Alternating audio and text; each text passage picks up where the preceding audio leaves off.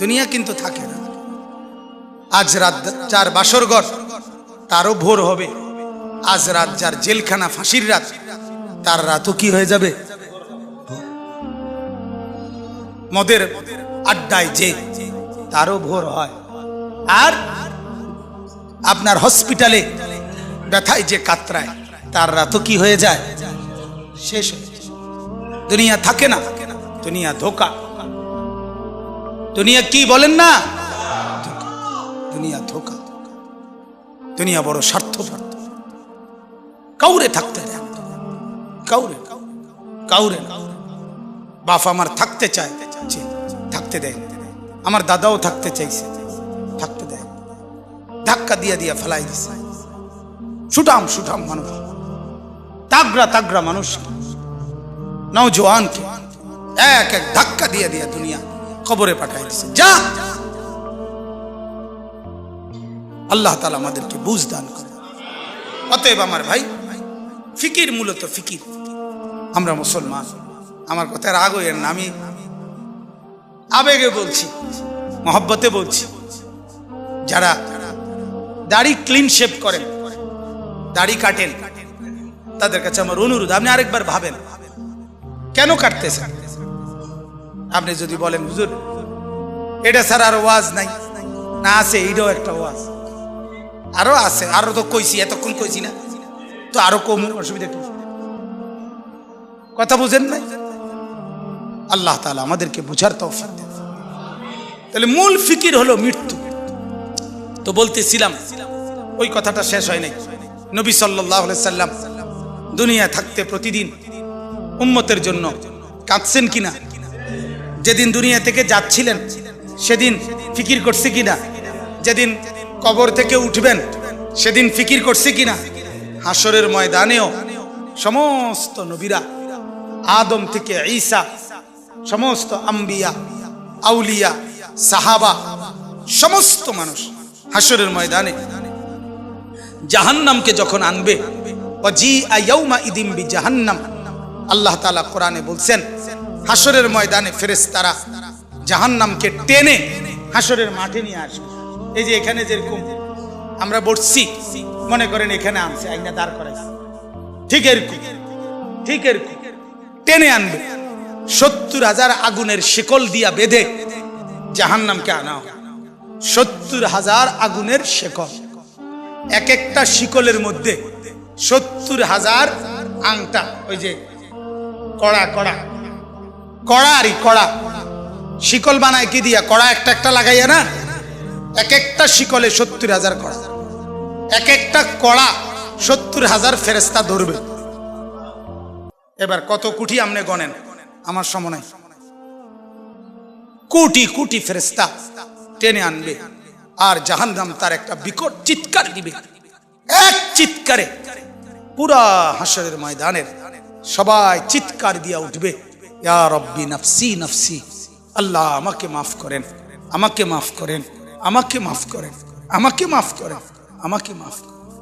আদম থেকে ঈসা নবী, ওনারা বলবেন, ফেরেশতারা বলবেন, জিনরা বলবেন, আম্বিয়ারা বলবেন, আউলিয়ারা বলবেন, আতখিয়ারা বলবেন, আসফিয়ারা বলবেন, সাহাবারা বলবেন, ওলামারা বলবে, মুহাদ্দিসিন বলবে, মুফাসসিরিন বলবে, ফুকাহা বলবে, খুতাবা বলবে, আইম্মা বলবে, মুআজ্জিন বলবে, হাফেজে কোরআন বলবে, সাধারণ মানুষ বলবে, হর ইনসান বলবে, ইয়া রব্বি নাফসি নাফসি, আল্লাহ আমাকে বাঁচান, আমাকে বাঁচান, আমাকে বাঁচান, আমাকে বাঁচান।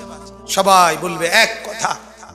সবাই হঠাৎ করে শুনবে কে যেন একজন কোথাও বলতেছে, কোন এক পাশে দিয়া শোনা যাইতেছে একটা আওয়াজ, ইয়া রব্বি উম্মতি উম্মতি, আয় আল্লাহ আমার উম্মতকে বাঁচান, আমার উম্মতকে বাঁচান, আমার উম্মতকে বাঁচান।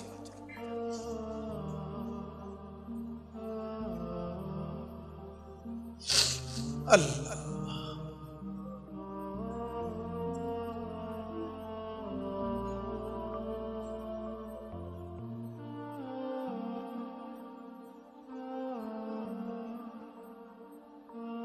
আল্লাহুম্মা সাল্লি আলা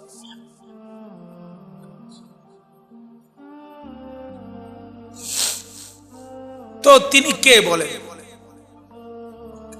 যিনি একজন শুধু বলবেন আয় আল্লাহ আমার উম্মতকে বাঁচান, তিনি কে বলেন? মুহাম্মদ। জীবন ভর যিনি ভাবলেন উম্মতকে নিয়ে, কবরে যাওয়ার দিনও ভাবলেন, কবর থেকে উঠবার দিনও ভাবলেন, হাসরের ময়দানও ভাবলেন। সেই তিনি পর্যন্ত, আমার বলার উদ্দেশ্য ছিল এই কথাটা, সেই নবী পর্যন্ত এত ফিকির যার উম্মতের জন্য, তিনি পর্যন্ত নিজের কথা ভাবছেন। এই কথাটা লেগে এতটি কথা কইছে, নিজের ফিকির, ইসলাহে নফস, ফিকিরে নফস,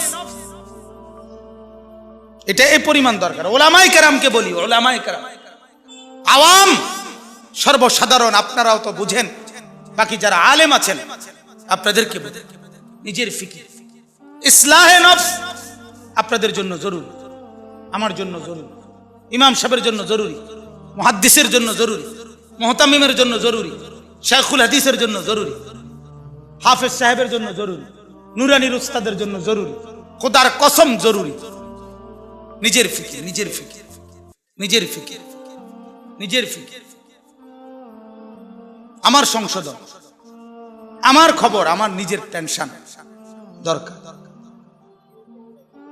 এটা আমাদের মধ্যে বড় ঘাটতি। এখন ওই যে ওলামা সম্মেলন লিখছে, অনেক আলেমও আমি চতুর্দিকে দেখা যাচ্ছে। আপনাদের কাছে বিনীত অনুরোধ, নিজের ফিকির করেন, কওমের ফিকিরও করবেন, তালেবে ইলমের ফিকিরও করবেন, মুসল্লিদের ফিকিরও করবেন। সবার আগে নিজের ফিকির। কার ফিকির? তো বলতেছি আল্লাহর নবী সাল্লাল্লাহু আলাইহি সাল্লাম 5 ওয়াক্ত নামাজের পরে প্রতিদিন তিনি দোয়া করতেন, আল্লাহুম্মা হাসিবনি হিসাবান ইয়াসীরা। এই যে হাসিবনি, এই যে নি ওয়াহিদ মুতাকাল্লিম, আল্লাহ আমি মুহাম্মদ বলতেছি, আপনি আমারে দুনিয়ায় অনেক ইজ্জত দিছেন, আপনি আমারে আখিরাতে অনেক সম্মান দিবেন, আমি জানি, কইছেন আমারে, কিন্তু আল্লাহ আমার এত কিছুর পরেও আমার ভয় হয়, আমার হাসরের মাঠের ভয় লাগে, আমি মুহাম্মদেরও ভয় লাগে। আল্লাহ অতএব আমার হিসাব হাসরের দিন আপনি সহজ করে দিলেন, আমার ডর লাগে, হাসিবনি। তাহলে নবী সাল্লাল্লাহু আলাইহি সাল্লাম নিজের ফিকির করছেন কি না বলেন? নিজের ফিকির। তাহলে আমার সবচেয়ে বড় ফিকির হলো আমার মৃত্যু পরবর্তী ফিকির। দুনিয়া কোনো না কোনো ভাবে পার হয়ে যাবে, কাত হলেও চিত হলেও, হাসলেও কাঁদলেও, সুখে থাকলেও দুঃখে থাকলেও, রাত হলেও দিন হলেও, কোনো না কোনো এক সুরতে, কোনো না কোনো একভাবে ঘন্টা মিনিট সেকেন্ডগুলো পার হয়ে যাবে। কিন্তু মৃত্যু এসে আবার যখন আমার নতুন অধ্যায় শুরু করবে, আমার জীবনের নতুন পর্ব যখন শুরু করবে দোস্ত, সেটা আর শেষ হবে, শেষ হবে। ফাজাইলে আমালের মধ্যে শেখুল হাদিস মাওলানা জাকারিয়া রাহমাতুল্লাহ আলাইহি বলছেন বড় সুন্দর কথা, আমার কলজার ভিতরে লাগছে কথা। উনি বলছে, হে দুনিয়ার ভাইয়েরা, দুনিয়ার সর্বোচ্চ বিপদ, সর্বোচ্চ অসুখ, সর্বোচ্চ যন্ত্রণা, মনে করেন সর্বোচ্চ ভয়ঙ্কর ক্যান্সার, এটাও যদি হয়, তিনি বলেন সেটারও তো একটা সমাপ্তি আছে, যে মৃত্যু হবে, আর মৃত্যু হইলে এটার সমাপ্তি শেষ, ঠিক কিনা বলেন? আগুনে দুনিয়ায় যে জ্বলে গেছে, একেবারে আগুন লাগিয়া গেছে যার শরীরে, তার চিৎকার, তার কষ্টেরও তো একটা সমাপ্তি আছে, যে কিছুক্ষণ পরে কি হয়ে যাবে? মৃত্যু হয়ে যাবে।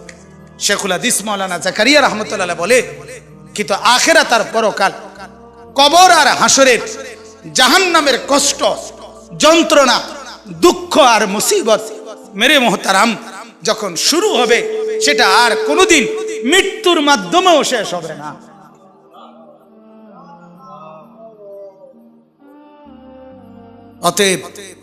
অতএব এখানে হেরে গেলে সমস্যা নাই, এখানে দুঃখে থাকলে সমস্যা নাই, এখানে অভাবে থাকলে অসুবিধা নাই, এখানে আর 10 জন সুখে থাকুক, আপনারে খোদায় কিছু দিল না, এত কোনো অসুবিধা নাই। কিন্তু মৃত্যু নামের যখন আমার আসবে, এরপরে যেই অংশ শুরু হবে সেখানে যদি আমি কামিয়াব হইতে পারি, সেখানে যদি আমি সফল হতে পারি, সেখানে যদি আমি মাফ পাইতে পারি, ওটাই আমার আসল সফলতা, ওটাই আমার আসল কামিয়াবি। ঠিক কিনা বলেন? ফারুক আয়াম টিভি। ফারুক আয়াম টিভি, হক্কানি ওলামাদের আগামীর পথ চলা।